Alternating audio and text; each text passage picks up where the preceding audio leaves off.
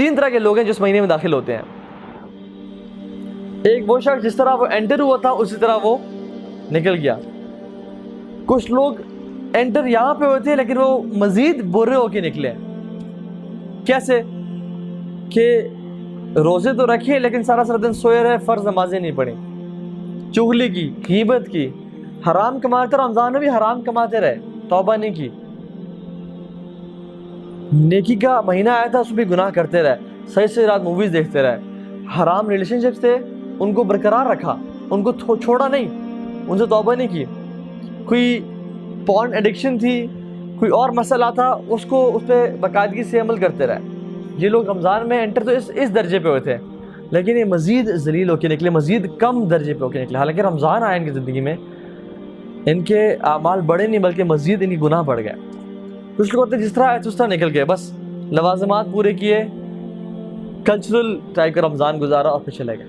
लेकिन कुछ लोग रमज़ान में दाखिल ऐसे होते हैं और जब वो निकलते हैं रमज़ान से तो उनके जन्नतों में दर्जात बहुत ऊंचे हो चुके होते हैं।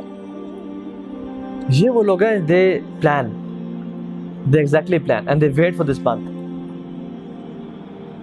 शॉपिंग के लिए ना सीजन का एंड अच्छा होता है अगले साल की शॉपिंग के लिए। अक्लमंद लोग उसमें शॉपिंग कर 50% ऑफ पे ले लेते हैं और वो कर लेते हैं, या डील्स अवेल कर लेते हैं। जो आजकल ब्लैक फ्राइडे है या जो मतलब कि न्यू ईयर सेल्स हैं उनमें वो अपने साल इसकी शॉपिंग कर लेते हैं। क्यों करते हैं? कि चलो कम पैसों में ज़्यादा कुछ मिल जाएगा। रमज़ान अय्याम मादूदात, कम टाइम है, कम टाइम में ज़्यादा जो लोग कमा लेना वो बहुत कामयाब लोग हैं, सक्सेसफुल लोग हैं। ये बहुत थोड़े दिन है, तो उसमें अगर बंदा इन्हीं में सो रहा है, 8-8 घंटे सो रहा है, फेसबुक पे स्क्रॉलिंग कर रहा है, स्टॉकिंग कर रहा है, टाइम वेस्ट कर रहा है, तो इसने अपने लिमिटेड टाइम में वो अपना टाइम ज़ाया कर दिया। बिकॉज दिस इज अपॉर्चुनिटी, ये चली जाएगी कुछ दिन बाद। जैसे हर रमज़ान आता और चला जाता, कहते हैं यार अभी तो पहला रोज़ा आया था, अभी सारा गुजर भी गया। अल्लाह ताला को कितना दुख होता है कि जब हम रमज़ान को इस तरह यूज़ कर लेते हैं,